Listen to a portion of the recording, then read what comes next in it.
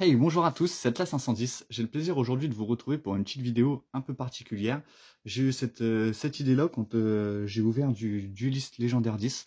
Parce que je me suis dit, les boîtes, les displays Duelist Légendaire sont vraiment super pour créer un deck. C'est-à-dire que dedans, généralement, on retrouve trois archétypes. On a principalement toutes les cartes pour pouvoir faire le deck. Et en plus, on a du nouveau support. Donc je me suis dit, pourquoi pas vous présenter aujourd'hui une petite vidéo un peu tranquille sur l'archétype Salamandre. Sur en fait, si on achète une display, par exemple Duelist Légendaire 10, voici le deck qu'on peut faire avec. Donc en plus c'était super, enfin pour moi c'était vraiment une très bonne expérience parce que MJ m'a demandé de lui faire un nouveau deck et elle avait bien aimé le deck Salamandre, elle avait bien aimé les archétypes, tout ça. Donc je me suis dit pourquoi pas vous faire un deck juste avec des cartes Duelist Légendaire 10, enfin presque à 5 cartes près, faire un deck du coup ultra budget. Et je pense que c'est un deck sur lequel on peut vraiment s'amuser. Donc vous allez voir, c'est pas une liste optimisée, c'est vraiment qu'avec des cartes donc de dueliste légendaire. Donc honnêtement, ça peut faire une bonne base pour tous les nouveaux, pour toutes les nouvelles personnes qui cherchent à avoir un deck pas cher et pour pouvoir s'amuser et pour apprendre l'archétype Salamandre, parce que c'est un deck qui peut très vite être amélioré avec des cartes. Donc honnêtement, je pense que c'est une bonne chose. Donc je vais vous présenter ça tout de suite. Donc on va jouer 3 Salamandre Gazelle. Donc pour ceux qui ne la connaissent pas, c'est vraiment le moteur du deck. Si un monstre Salamandre Gazelle exclu est envoyé à votre main au cimetière, vous pouvez invoquer spécialement cette carte depuis votre main. Si cette carte est invoquée normalement ou spécialement, vous pouvez envoyer une carte Salamandre Gazelle, Salamandre Gazelle exclue depuis votre deck au cimetière. Vous ne pouvez utiliser chaque effet de Salamandre qu'une fois par tour. Donc celle-là, obligatoirement x3. Derrière, on va jouer 3 Salamandre renard.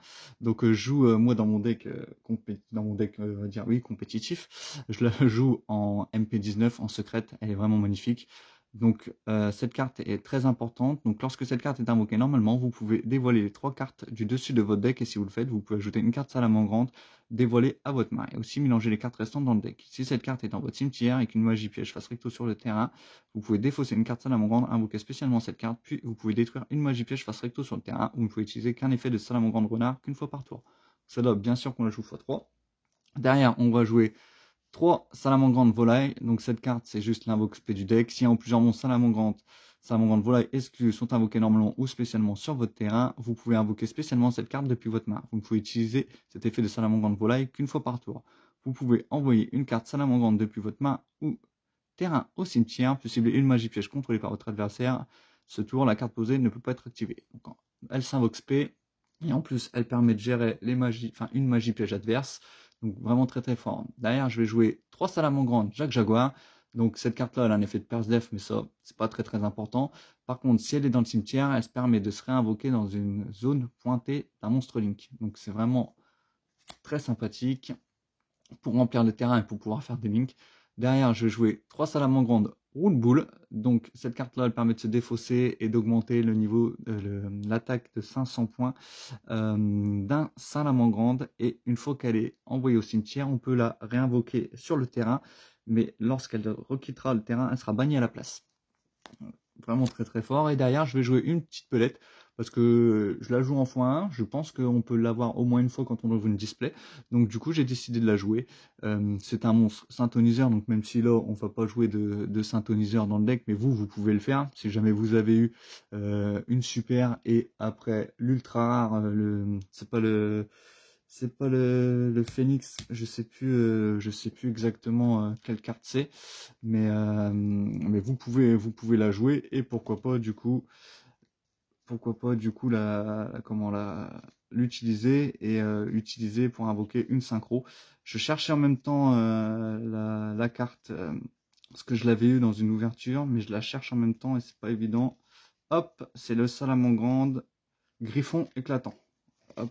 Donc si jamais vous avez la chance de l'avoir, moi je ne l'ai pas mis dans la deck parce que je veux que ce soit une version budget, mais si vous avez le Salamandre Griffon éclatant, vous pouvez la jouer, il n'y a pas de souci là-dessus.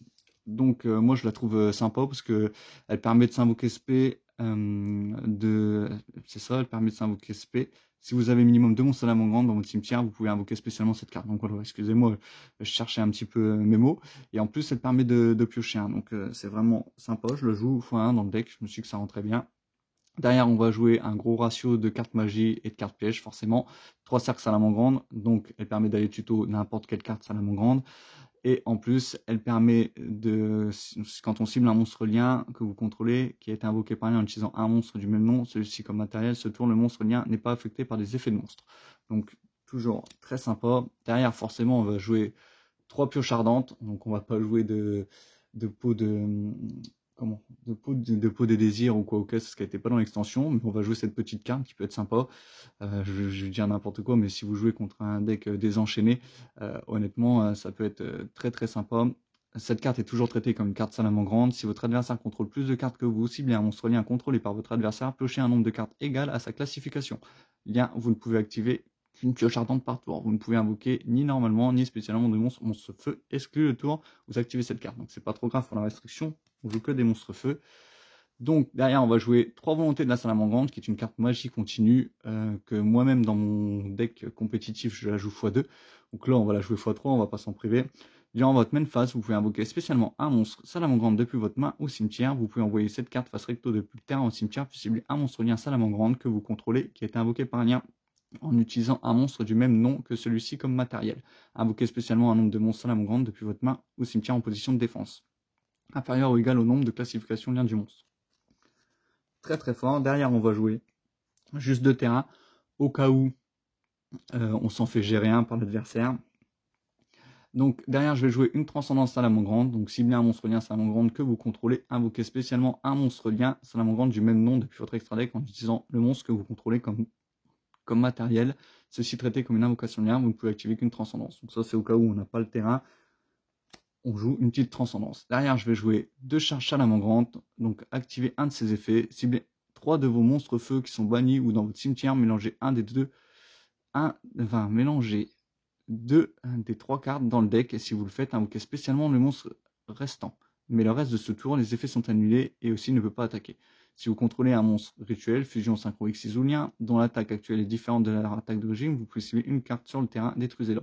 Donc ça peut être pratique pour gérer les effets. Derrière, je vais jouer une des cartes, malheureusement qui n'est pas dans Duelist légendaire 10, mais je pense que chacun chez soi a bien un petit Monster Reborn, donc permet de réinvoquer un monstre du cimetière. Derrière, la deuxième carte qu'on n'aura pas dans Duelist légendaire 10, ça c'est vraiment juste pour piocher un petit peu plus. Ciblez 5 monstres dans votre cimetière, mélangez tous les 5 dans le deck, puis piochez 2 cartes. Donc c'est sympa, un petit moteur de pioche, et en plus on permet de recycler, c'est toujours utile. Donc je vais jouer 3 réanimations salamandre, du coup, ciblez un monstre feu dans votre cimetière, invoquez-le spécialement. Vous pouvez bannir cette carte depuis votre cimetière, puis cibler un monstre salamandre que vous contrôlez et un monstre dans votre cimetière du même nom. Mélangez le monstre depuis le cimetière dans le deck, et si vous le faites, le monstre que vous contrôlez gagne une attaque égale à son attaque d'origine, jusqu'à la fin de ce tour. Donc c'est sympa, elle permet de réinvoquer depuis le cimetière et en plus de booster un monstre salamandre.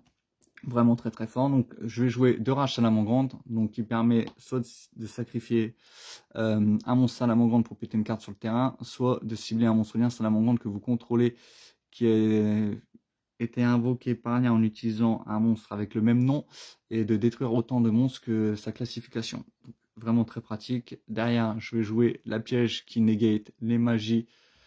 Alors les effets de magie, piège et le terrain, donc on peut les annuler et détruire la carte. Donc vraiment très très fort, on la joue x3.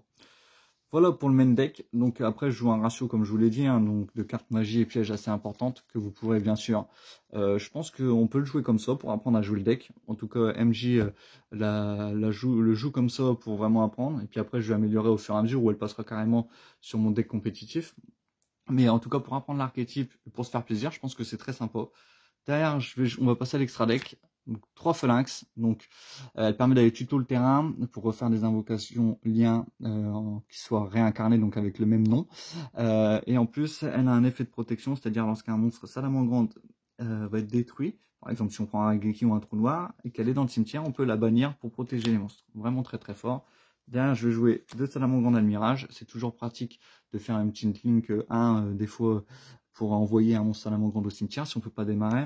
Là derrière, je vais jouer 3 salamandres loup du soleil. Donc c'est la carte qui coûte le plus cher du deck. C'est celle qui n'était pas dans Duelist légendaire 10. Donc malheureusement, ils auraient dû la mettre, enfin si elle y était, mais en Ghost. Malheureusement, on n'a pas eu la chance de la piocher.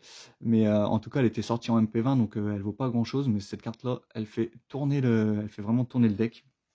Très très fort. Elle permet de recycler un monstre feu, de le rajouter à la main lorsqu'elle est invoquée. Si elle est réincarnée, elle permet d'aller chercher une magie piège dans le cimetière, de la rajouter à la main. Donc c'est vraiment très très fort. Derrière, on va jouer 3 Salamangreande Chaleur Léo, la ligne que 3. Donc c'est vraiment une très bonne ligne. On joue x3. Et derrière, on va jouer 3 Salamangreande et Talon Mirage. Donc excusez-moi, j'avais plus de sleeve blanche. Donc il faut que j'en rachète et que je la rajoute. Mais en tout cas, cette carte-là, très pratique. On peut faire très facilement. Elle permet d'aller invoquer n'importe quel monstre Salamangreande depuis le deck. Après, on est lock de l'extra deck en feu, mais c'est pas grave parce qu'on joue que ça. Et en plus, si jamais cette carte là est utilisée pour faire une link, on peut renvoyer un monstre sur le terrain dans la main. Donc vraiment très pratique, très fort. Voilà pour la présentation de mon petit deck budget Salamangreande. J'espère que celle-ci vous aura plu. Moi je trouvais que c'était plutôt une bonne idée de vous présenter ça pour les nouveaux joueurs et pour ceux qui voulaient découvrir l'archétype Salamangreande, ceux qui ont acheté une display dueliste légendaire 10, qui ont eu toutes les cartes et tout le support. Bah écoutez, je pense que cette vidéo vous est destinée. Voilà, n'hésitez pas à me dire ce que vous en pensez dans les commentaires, à vous abonner à la chaîne si le contenu vous a plu. On est bientôt 100 sur la chaîne. J'espère qu'on passera ce cap avant Noël. Donc moi en tout cas ça me fait très plaisir, ça m'encourage à vous sortir du nouveau contenu. Alors c'était Atlas 510, au plaisir de vous retrouver pour une prochaine vidéo. À bientôt.